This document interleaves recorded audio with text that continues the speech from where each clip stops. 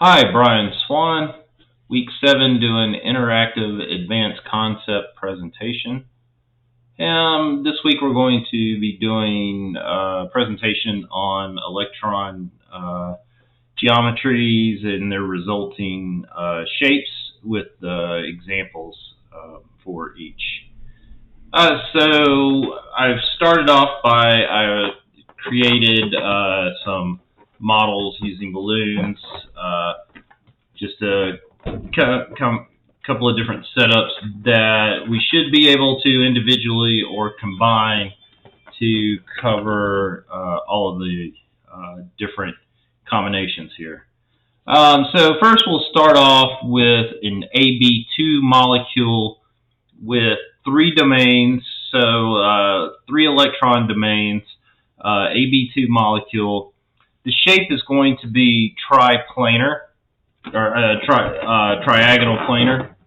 So for this, whenever we have balloons connected here, we're going to assume the center of it is the central atom, and the balloons represent the electron pairs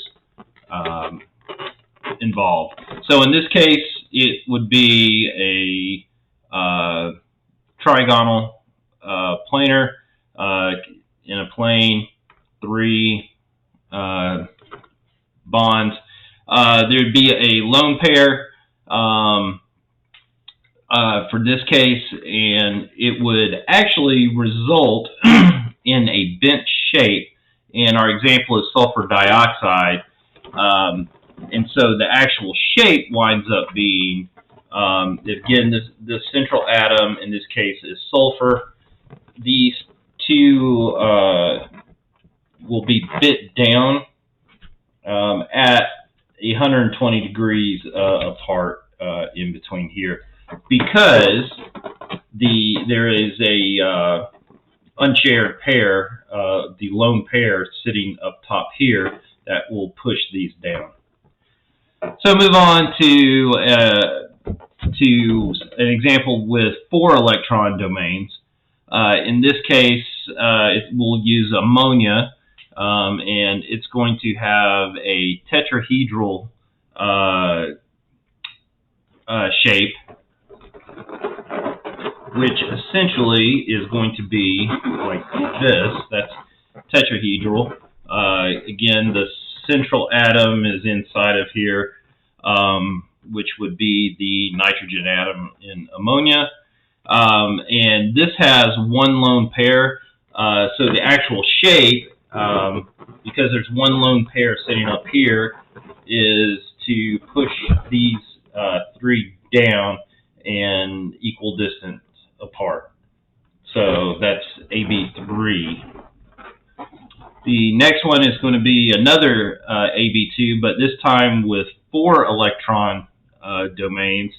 It's also going to be tetrahedral, but it's going to have 2 lone pairs, and its shape is going to be another bent shape, and for this example, it is water. So we had 4 electron domains, but 2 lone pairs. So in water, the middle would be the the oxygen is the central atom with 2 hydrogens, but there would be 2 lone electron pairs sitting up here that would push these down and closer together. So it'd be like this, and this angle would be a little bit smaller than we had on the other example. This angle is about 109 degrees. Moving on to now 5 electron domains, and this is going to be a AB4 example, and it's going to be a triagonal bipyramidal. So for this, it's going to work out like this.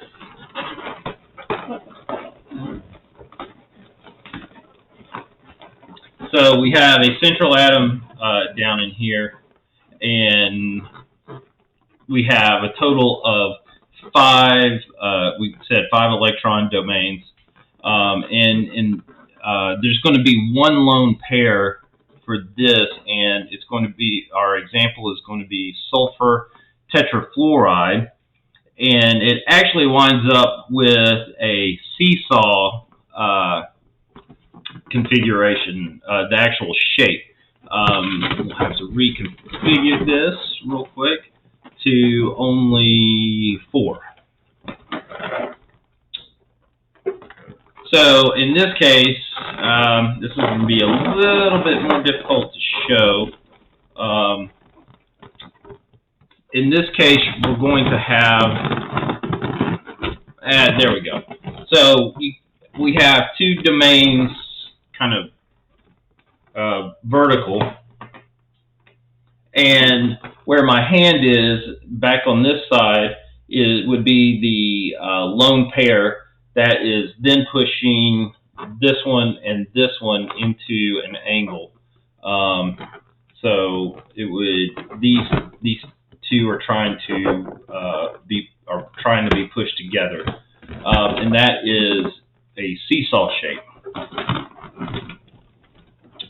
Next is going to be another 5-electron domain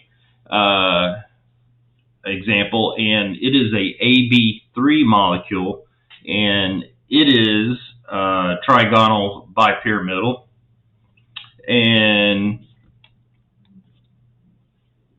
in this case, it is going to be chlorine trifluoride is the example we're using, and it's going to have 2 lone pairs.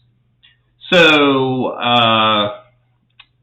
it's again the trigonal pyramidal is this right here, because we have 5 electron domains. But the actual shape in this case, because there are 2 lone pairs, is going to be a T shape. So basically, this guy right here. So central atom of chlorine, 3 fluorides, and we have 2 lone pairs of electrons that push these into a T shape, like that. Chlorine trifluoride. We have one more 5-electron domain. It's going to be an AB2 molecule, and it is going to be trigonal bipyramidal. So once again, trigonal bipyramidal is our geometry. 5 electron domains, 1, 2, 3, 4, 5. This time we're going to have 3 lone electron pairs, and it actually winds up creating a linear shape. In this case, iodide IF2 negative ion. So our iodide is our central atom, and you have 3 lone electron pairs sitting around here that distribute these 2 equally, force them apart evenly, and we get a linear shape. Last 2 examples. Now we're moving on to 6 electron domains. AB5 is an octahedral, where we get 6 of these guys. So right here, kind of a little hard to see, but we got 1, 2, 3, 4, 5, 6. We're going to have, for this next example, which is bromine pentafluoride, it's going to have 1 lone electron pair. So it essentially becomes, let's see if I can do this right. Yes.